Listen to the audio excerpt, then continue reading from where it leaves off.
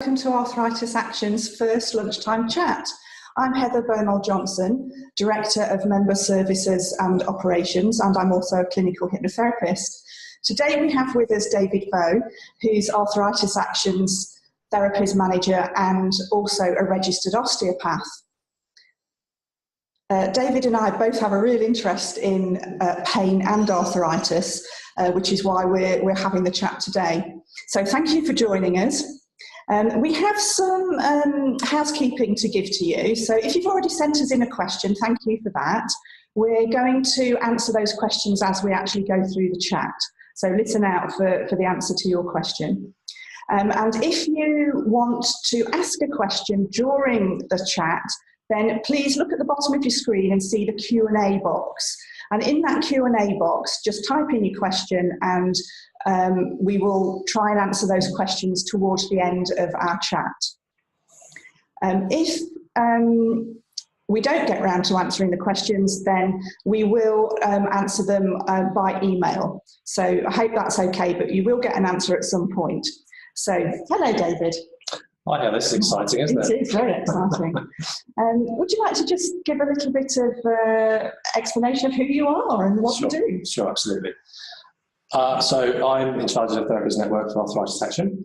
I'm also a registered osteopath, and I have an interest in exercise prescription for the management of pain. Okay. As we say today, we're trying to get through as many of the questions we've been sent in, and I'm really looking forward to it. Yeah, good. So David, understanding pain is a really vast subject. So why did you choose that title, and what do you think we might cover in this session? It's a really vast subject. I chose the title because understanding pain, in the act of understanding a process that you're experiencing personally, all the evidence now is suggesting that one act in itself of better understanding what's going on for you in regards to your experience of pain during the day can help in actually lower it. So that really resonates with the work we do with Arthritis Action. As you know, here we try to empower and educate people, if we can in some way, to help them understand their experience of that pain. 1 in 4 people in the Western world have pain of an unknown source. Okay. So it's a potentially vast and very important subject. And the interesting thing is that your experience of pain and my experience of pain would be different. So we'll try our best. Bit of a challenge, but we'll do our best to sort of talk around this subject today. Okay, brilliant. So you mentioned 1 in 4 people live with pain. So why is this such a high number? And do you think this is a problem more for the modern times? It's a great question. I think there's a real good debate that are we better at reporting it or publicising it? Probably. We're living longer. There's some evidence to suggest that the age-related decline in grey matter in our brains can sometimes be associated with increased anxiety and increased pain. And the two go together very much. So an increase in anxiety, an increase in pain are very much interlinked. So age-related, possibly. There's some really interesting evidence from 100 years ago that we were actually breathing 10 breaths a minute 100 years ago. And now 100 years later, it's 12. Wow. So you can extrapolate that as much as you like, but I would suggest that there is potentially some parallels to draw. That potentially if we are a bit more stressed, or if we're living a life in the modern era where a lot of the movement we used to do has been designed out of it for convenience and for ease of transport, then potentially our nervous systems might be responding to that as well. Okay. The jury is out, but there's a lot of mind-body practice now that are suggesting that it's potentially to do with our levels of stress. Okay, interesting. Yeah. So what would you say pain is for, and why do we have pain? Well, pain is there primarily to keep us safe. I mean, we generally have quite a negative association and relationship with pain, understandably, because it's unpleasant, but it's there to keep us safe.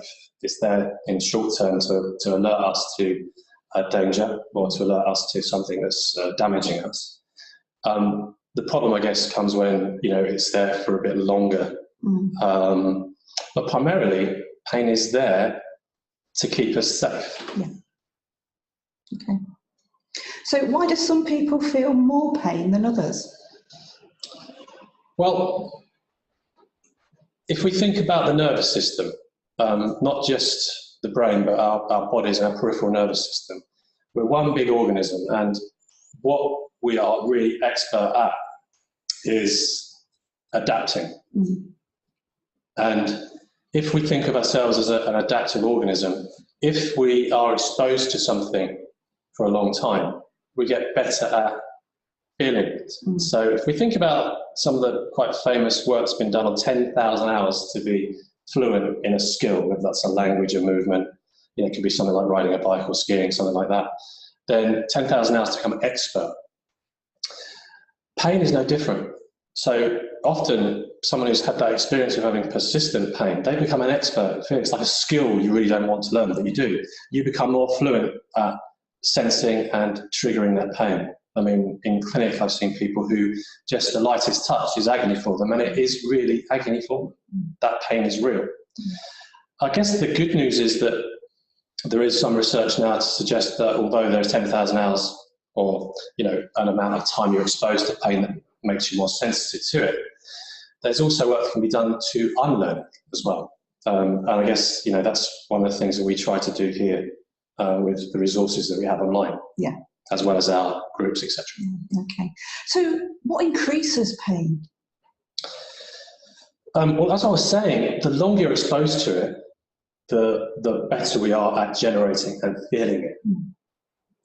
Things like stress, anxiety, loneliness, isolation within a community can often lead to that increased anxiety.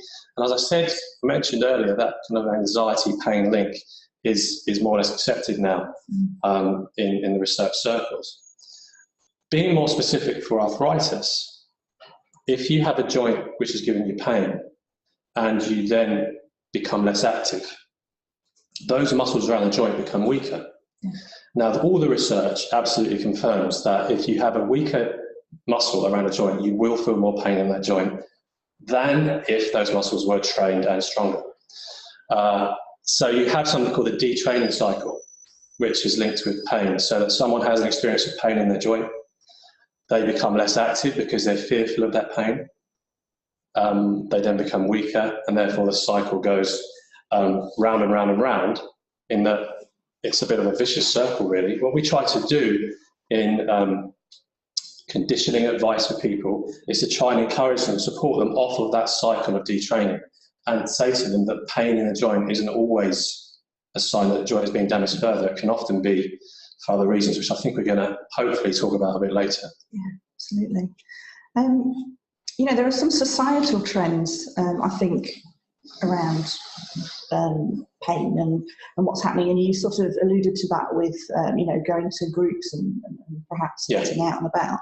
So can you tell us a little more about that, and perhaps what the language of pain that we use and how that affects us as well? Absolutely. As a clinician and in our groups, we have to be really careful about the language that we use when we're talking about pain. Yes, the word chronic pain is quite a negative thing to say. We have to be aware that the words we say give people images in their minds. Yes. I mean, how many times I said it myself, my bad back, or, how many times have we heard people saying my bad knee, my bad elbow.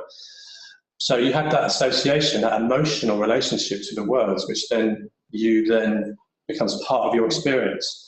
So, I mean, in the medical profession as well, we have things like phantom limb pain. You walk into a medical office and you'll see a skeleton. I mean, all these things can trigger emotions, which probably aren't best placed when you're talking about your experiences and trying to manage it better. The name of the game is to feel less threat. Yes. And to feel less fear. And I think, it's something that certainly there needs to be a bit of a paradigm shift in the language that we use in this society. And also that pain isn't always a negative thing. It can be there as part of your life experience, but if you can change your relationship to it, you can sometimes have a much better and more enjoyable life. Yeah. Okay. So can you give us some examples of how fear may affect pain? Absolutely. Well, there's a very famous example where a workman stood on a nail. As you can see there, that is a big old nail. Now, in fairness, having looked at that, I think if that was me wearing that boot, it would be challenging to remain very zen. I mean, I'll be thinking, get me out of here, no one touch me, you know, and I think that's probably what happened. So this individual, you know, they stood on this nail and the paramedics had turned up. This was actually in the British Medical Journal written up, because it was very interesting that they couldn't immobilise the foot. You know, he wouldn't let them because he was in so much pain. He was then taken to A&E, and in A&E they had to sedate him to take the boot off. Now, when they took the boot off, they found that the nail hadn't pierced the skin. It had actually gone through the space between the toes. Oh, wow. Now, who's to say that that pain wasn't real for that individual? I would suggest it was real, and I think that was me. I do have some sympathy. There's another quite famous example where a physiotherapist, I think it's on the British Medical Journal podcast service you can listen to, which told the story where she had pain in the bottom of her foot, had it scanned because she was a runner, and the scan showed a tear in the plantar surface of the foot. From that point onwards, her experience of pain increased exponentially. She couldn't train anymore, so much so that she went for a second opinion because she thought, well, I need to have some surgery or potentially a steroid injection. The surgeon pulled a scan up and to show that there was no tear, and what had happened is she'd been shown the wrong scan. And from that point onwards, quite quickly, her experience of the pain decreased.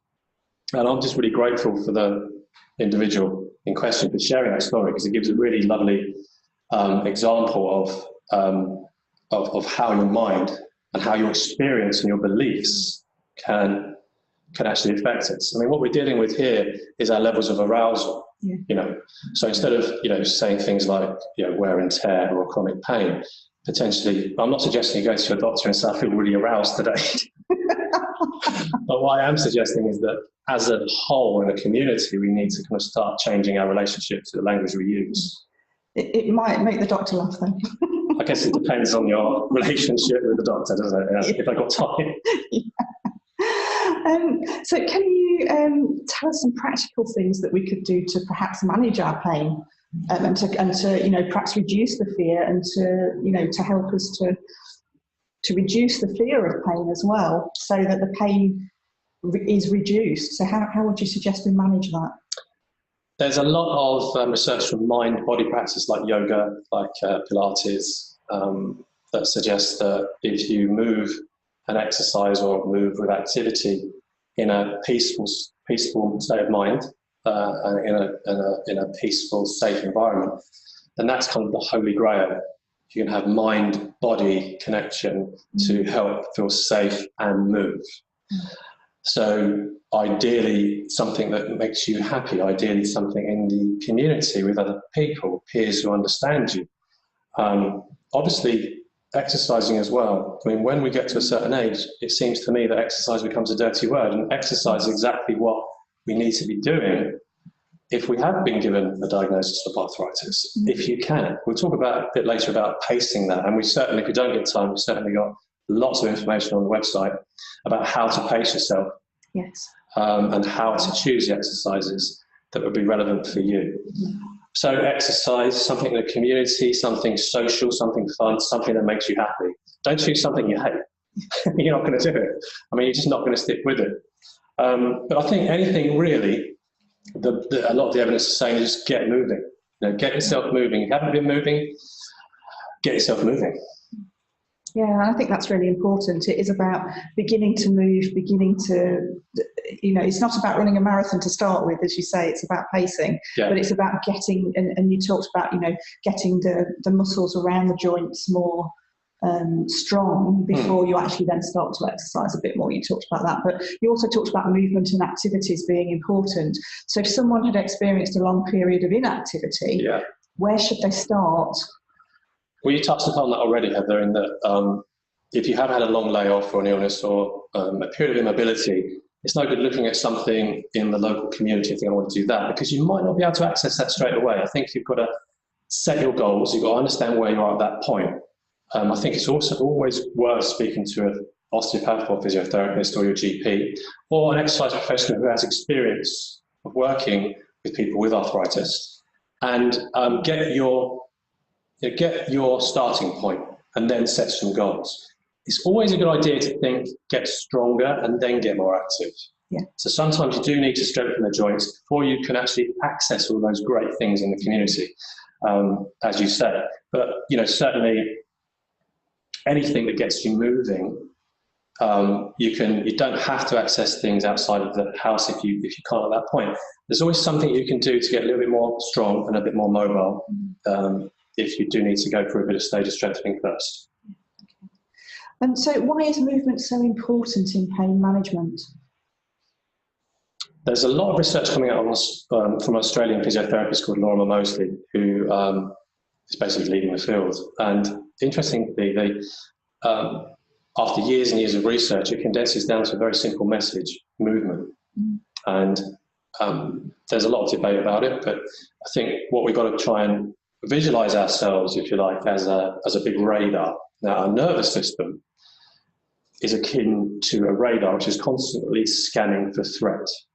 Now, if you've experienced more pain, or if you've experienced pain over a longer period, then your sensitivity of that radar will be turned up high. Now, the theory is that if we can get movement through your body that stays under that radar, then in time that radar will decrease and become less sensitive. If we think of our nervous systems quite simply as our brain, and higher function is in our frontal cortex, our seat of consciousness. But the thing that mediates pain is what we call the primitive brain, which is lower down. Now, often people report that talking therapy alone isn't the answer. That's why mind-body exercises and practices are fantastic. Because talking therapy alone, being told to feel less pain, being told that things will be all right, doesn't work very quickly. If you think about the part of the brain that mediates pain, it's like a basement that's in the dark, in the really primal part of your brain, the bit that coordinates fear, arousal, threat, hunger, amongst other things, and pain. Now, those therapies, the talking therapies, is akin to opening the trapdoor to the basement and shining a light down, and you might look up and think, oh, I've seen a light, but it's gone again. So it takes years and years and years and years and years to really fill that basement with those torch beams. If we argue that there's something not functioning as well as it can be in the nervous system, in that part of your nervous system, the part of the nervous system that mediates fear, arousal, pain, it also understands movement. So what we try to do is engage that part of your nervous system with something that it understands, and it understands movement. And that, I feel, is akin to opening the windows to the basement. You're letting the light in a very meaningful way, in a way that part of your brain will understand. And if you're doing something that happens to coincide with movement and feeling good and feeling happy, then you're getting the trickle-down consciousness happy, and you're getting the movement bit that the very primitive part of your brain understands. So, I mean, that would be our theory, I think, on why movement is, but there's certainly a lot of research to back it up. Yeah. So it's good. It's good that movement and talking and shining that light down there into that bit of the brain and making the whole brain work together in a way. Yes, indeed. And to, as you said earlier, to reconnect the synapses in the brain to change the way it responds to pain. Yes, because it's so complex. I mean, we talk about neural networks now, as opposed to parts of the brain, and everyone's network of response to the stimulation of life and your experience of life, we're very different for everyone. But I keep saying this: the mind-body practice. So things that make you happy, make you feel good, engage your thinking brain, but also get you moving, I think are the way forward, frankly, for people who have persistent pain. That's good. So we've discussed one of the biggest barriers to increasing activity in pain. Can you explain where pain comes from if we've been inactive? Well, this is one of the biggest barriers, as you say, that often people are on that cycle of deconditioning because pain stops them through fear. Often if we've had a long layoff, then the ligaments and tendons around the joint itself can shorten, giving tightness, and in that itself, that experience can be perceived as pain as well. So there's that, which can be overcome reasonably quickly if one realises that there's a difference between that sort of pain and joint pain. The key with this for everyone is to keep a diary if you're going to get a little bit more active, to know what might flare up your experience and what might not. And keeping a diary and looking back, thinking, well, if I do some exercise or activity today and it does give me some pain within my joint, then I'll have a few days rest. It's really important not to overtrain initially and then get despondent and get discouraged. The other really important thing to realise also, if you are exercising, you're going to get something called delayed onset of muscle soreness, which is a well-known phenomenon within the fitness industry, which is basically, you know, when you've done something. If anyone's gone for a long walk, they'll feel it in the muscles. It's like a good, yeah, people say it's good pain. I kind of understand that. I'm not trying to advocate it, but it's kind of, you know, you've exercised, and that muscle is responding to a stimulation of exercise via pain and aching. Yes. But there is a difference, I would suggest, between those sorts of experiences and joint pain from inflammation. People will get joint pain from inflammation sometimes, but I would suggest that if you can pace that and you can scale activity to suit your needs, then you can still, whatever your starting point, get a bit stronger. And I think that, you know, there's a lot of resources, again, on our website that can probably guide people through that, as can a consultation with one of our therapists. Yeah, absolutely. Can you recommend any resources or books that we could, you know, look at to get some more information? The starting point for me would always be our website, because we have some amazing online videos now, a self-management event online, which can be found easily on our website. The resources on our website can also be very, very beneficial. For any clinicians watching, I feel that one of the best books I've ever read was a book by Norman Doidge. It's called The Brain That Changes Itself. It talks about neuroplasticity and pain and the human experience of life from a neural perspective. And it gives some great case studies. In fact, anyone who wants to read that, I think, because it's, you know, it's really accessible reading. Yes. I think also there is, well, I mentioned the author Lorimer Moseley and David Butler, who did a book called Explain Pain, which has a lot of resonance to the direction, I feel, of a lot of resources that we're now doing. So the Explain Pain book can also be, you know, a great source of information and some great diagrams to explain pictorially what's going on. Okay, brilliant. Well, that's great. Thank you, David. We've come to the end of the chat, and we're going to now answer some of your questions. So I'm just... I hope they're easy ones. I hope they're easy ones too. Yeah. So here we go. So David, here's the first question. What type of activities would be good to start our activities? Or what type of... Yeah, what type of exercise or sport or would be good to start our activities? If you had a long layoff, I think that just getting a bit of information about how to get a little bit stronger around specific joints that might be affected, and you're a starting point. To start there, you need to have a clear idea of what your capabilities are then, and then set some goals. Okay. I think then you can really answer that question as to, you know, where to start.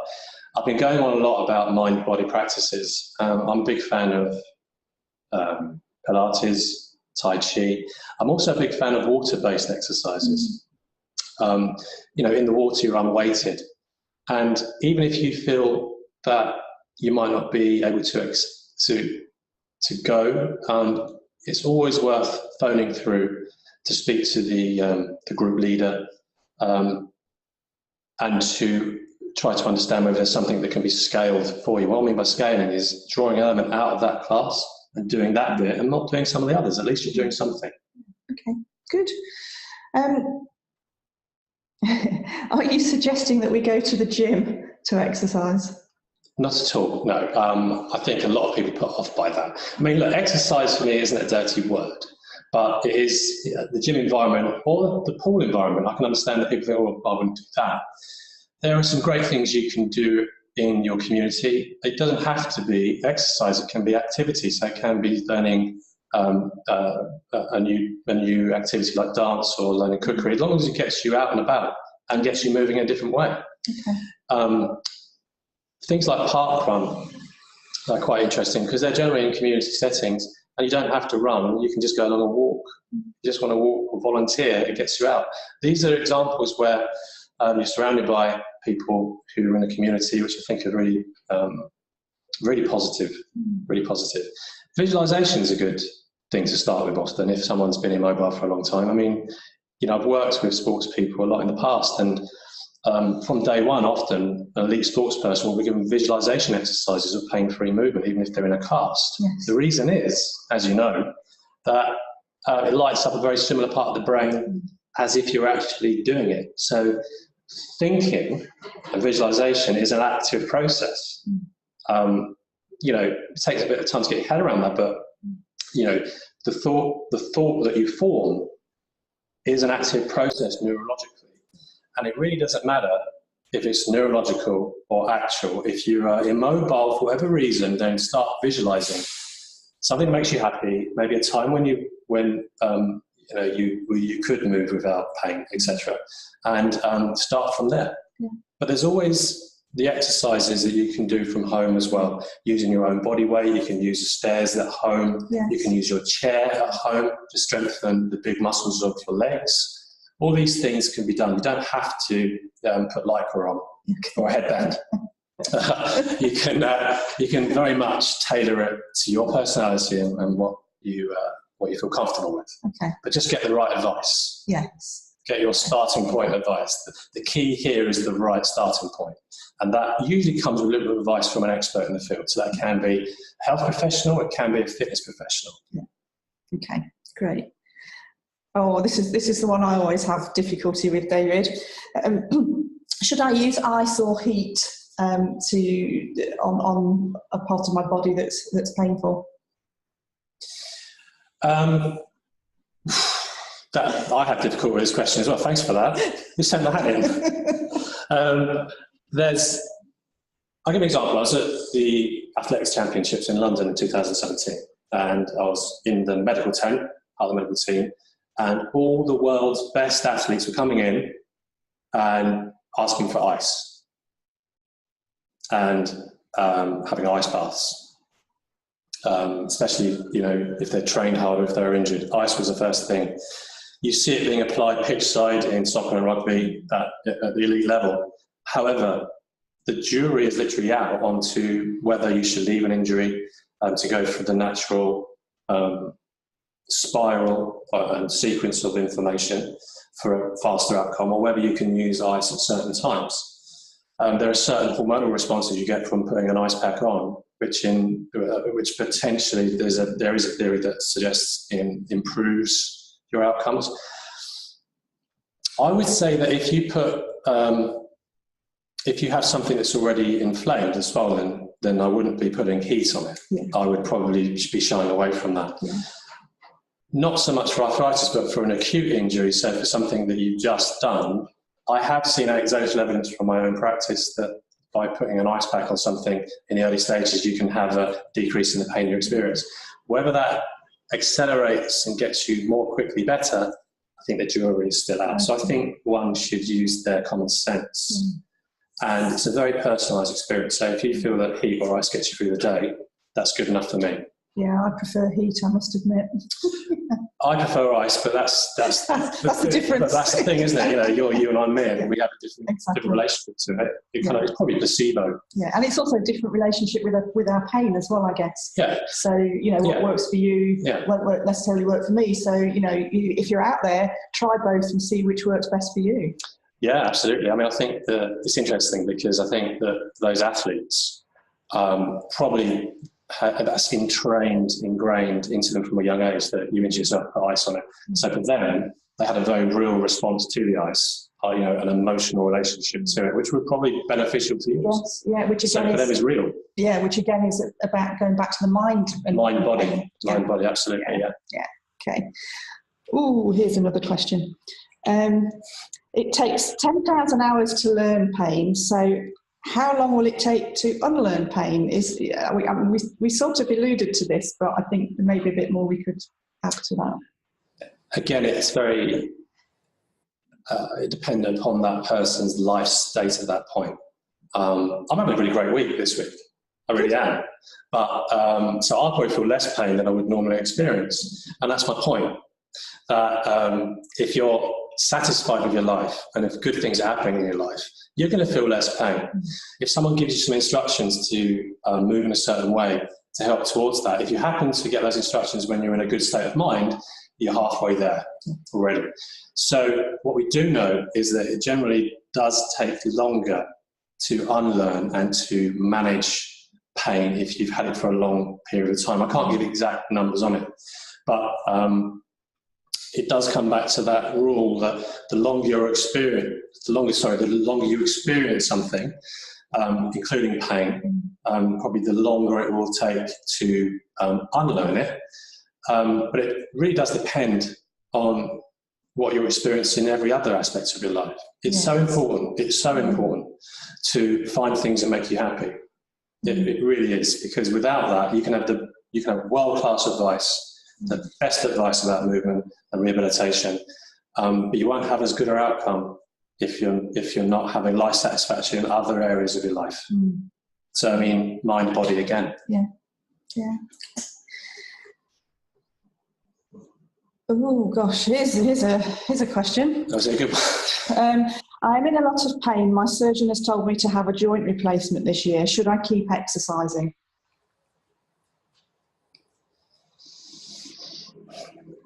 Without wanting to be specific, I would always ask that question of the surgeon. What I would, and so put that question back to them. What I would say is that generally, if we're just going to give general information, that it's probably better to have a stronger joint when you have surgery than a detrained joint. So what I mean by that is the muscles we alluded to before, if they're stronger, then you're going to feel less pain. Even if you put a prosthetic joint replacement in, that joint replacement is only as good as the muscles around it. It's a really tricky question because there is a tipping point at which point where someone generally is having surgery because they're in a lot of pain and they probably haven't been exercising, and then other people might want to have surgery earlier if they are going down the route of surgery, so they've got strong joints whilst they have it. It really is to do with your personal preference, what you're going in your life, but I'd always be guided by the surgeon on the optimal time to have it. Yeah. Okay, thank you.